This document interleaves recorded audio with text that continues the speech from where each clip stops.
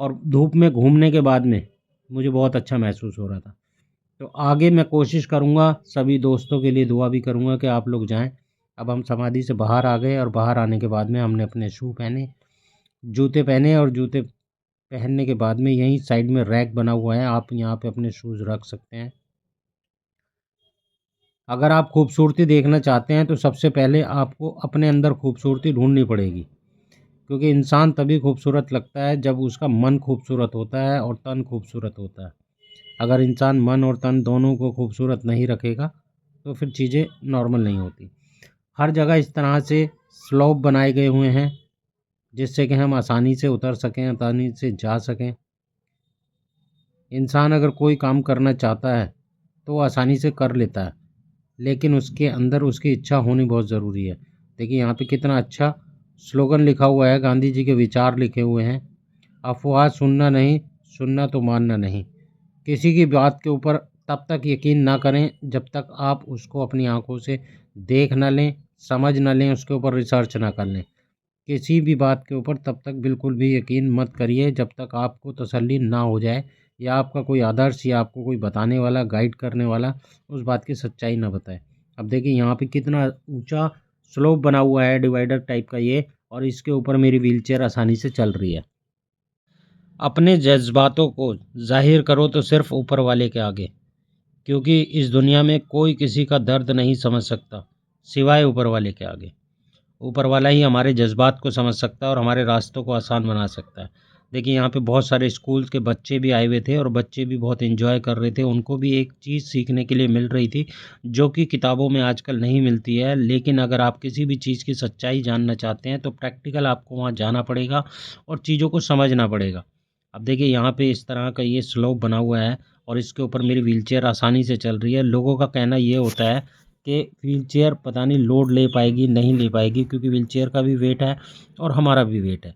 अब मोबिलिटी के लिए, चलने के लिए, घूमने के लिए ये व्हीलचेयर जब से मेरी लाइफ में आई है तो ऊपर वाले का बहुत शुक्र करता हूँ, करोड़ों बार शुक्र करता हूँ कि घूमने-फिरने, जाने-आने के लिए मेरे रास्ते इतने आसान कर दिए, क्योंकि मैंने अपना रास्ता ऊपर वाले के ऊपर छोड़ दिया और ऊपर वाले को सच्चे दिल से मानना चालू कर दिया।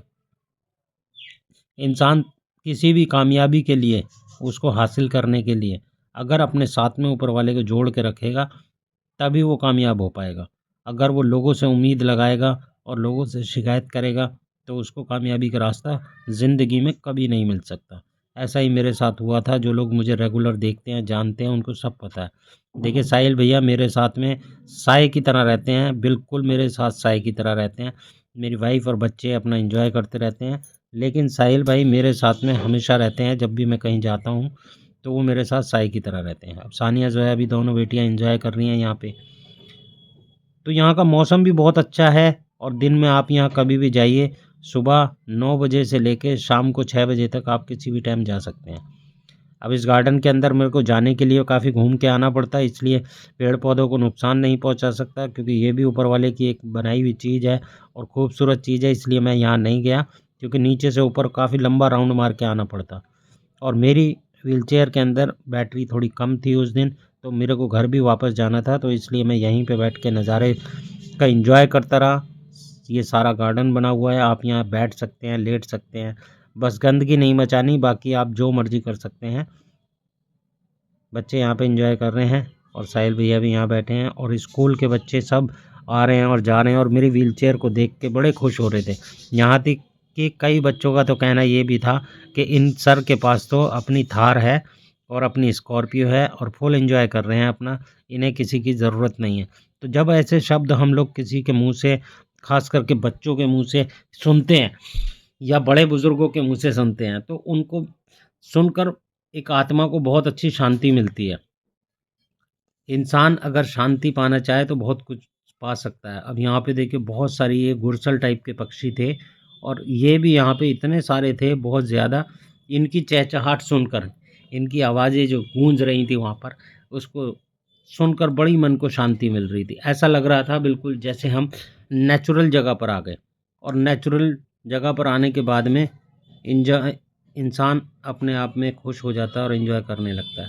अब यहाँ पे मैं बैठा हुआ सब चीज़ों को देख रहा था और बच्चे अपना एंजॉय कर रहे हैं, सब रिलैक्स कर रहे हैं, क्योंकि पैदल चलने वाला भी थक जाता है। अब हमें तो व्हीलचेयर पे इतना पता नहीं चल पाता, और सूरज छिपने वाला था, शाम का वक्त होने वाला था, हल्की हल्की ठंडक महसूस होने लगी थी।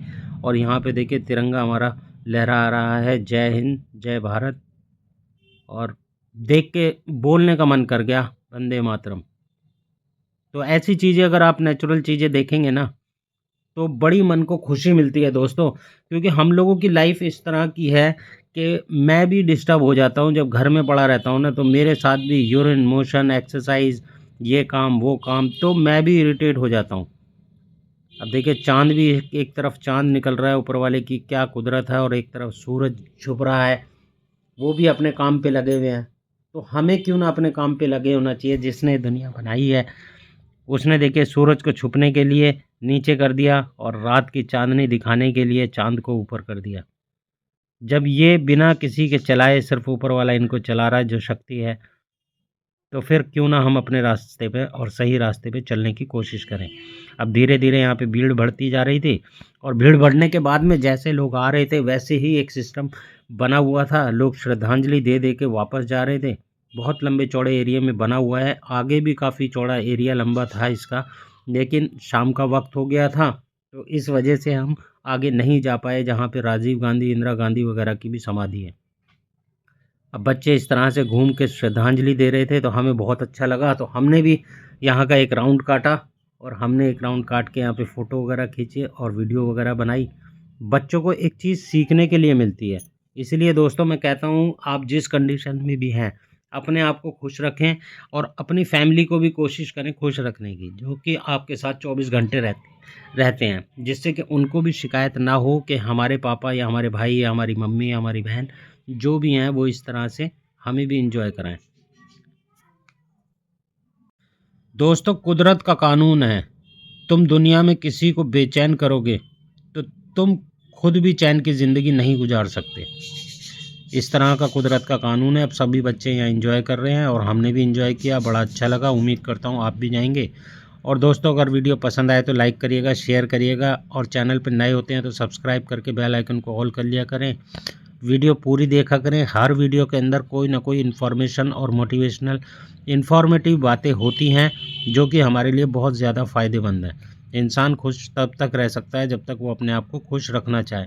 ज़रूरी नहीं है हम हर वक्त बीमारी के चक्कर में लगे रहें, और हर वक्त बीमारी के बारे में ही सोचते रहें तभी हमारी चीज़ें ठीक होंगी।